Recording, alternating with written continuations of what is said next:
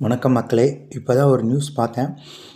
டாஸ்மாக் கடையெல்லாம் வந்து பேருந்து நிலையம், வழிபாட்டு தலங்கள், பள்ளிக்கூடங்கள் இது பக்கத்தில் இருக்கிற டாஸ்மாக் கடையெல்லாம் மூடுறதுக்கான ஆய்வுகள் நடக்குதுன்னு சொன்னாங்க.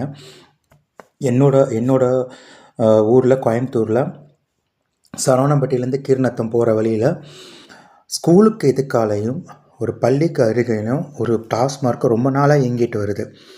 ஸோ இது இது எவ்வளோ கண்டிக்க ஒரு இது யார்கிட்ட போய் சொல்கிறது என்ன அப்படிங்கிறது தெரியாமையே இருந்தது.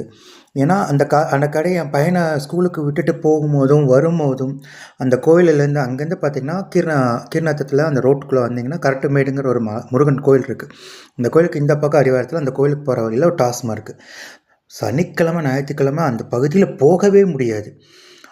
நாம் யாரையும் குறை சொல்ல, எல்லாருமே அந்த இடத்துல வராங்க, பண்ணுறாங்க, ஓகேங்களா. நார்த் இந்தியன்ஸ் வராங்க, இது எல்லாருமே இருக்காங்க.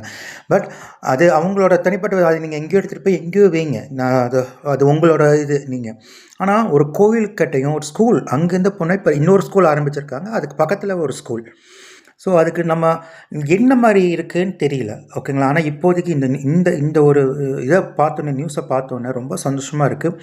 அது உடனடியாக நம்ம கவர்மெண்ட்டில் அவங்க வந்து சீக்கிரம் பண்ணணும். எங்கெல்லாம் வழிபாட்டு தலங்கள்லாம் இருக்கோ அந்த இடத்துல ஸ்கூல்ஸு, சர்ச்சு, மாஸ்க் எங்கே இருக்கோ, என்ன மக்கள் நெருக்கடியான இருக்கிற இடத்துல எல்லாம் அது இல்லாமல் மக்களுக்கு அந்த குழந்தைகளுக்கு அது கண்ணில் படாமல் இருந்தாலே பிரச்சனை இல்லையே. அது என்ன ஏதுன்னு நம்ம ஒரு விளக்கம் கொடுக்க வேண்டியதாக இருக்குதுல்ல. என் பையன் என்கிட்ட கேட்கும்போது அது என்ன ஏதுன்னு அவனுக்கு ஒரு விளக்கம் கொடுக்குற மாதிரி இருக்குல்ல. அந்த விளக்கத்தை நம்ம தவிர்க்கலாமல்ல. ஸோ அந்த மாதிரி ஒரு விஷயம் வந்து உடனடியாக நடக்கிறதுன்னு நினைக்கும் போது ரொம்ப சந்தோஷமாக இருக்கும். இந்த மாதிரி விஷயங்கள் இனி வர வர வர வர நடக்குதும் போது ரொம்ப சந்தோஷமாக போகிறோம் நம்ம. ஸோ ஹேட்ஸ் ஆஃப் விஜய்னா, இதை இமீடியட்டாக நீங்கள் கண்டிப்பாக நீங்கள் பண்ணணும்.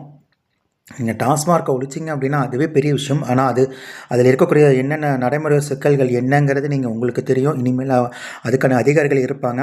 அவங்க இதுக்கு முன்னாடியே அதுக்கான ஆலோசனைகளை கொடுத்துருப்பாங்க. ஒருவேளை அது வந்து ஓரளவுக்கு அது தேங்கி கடந்திருக்கலாம்.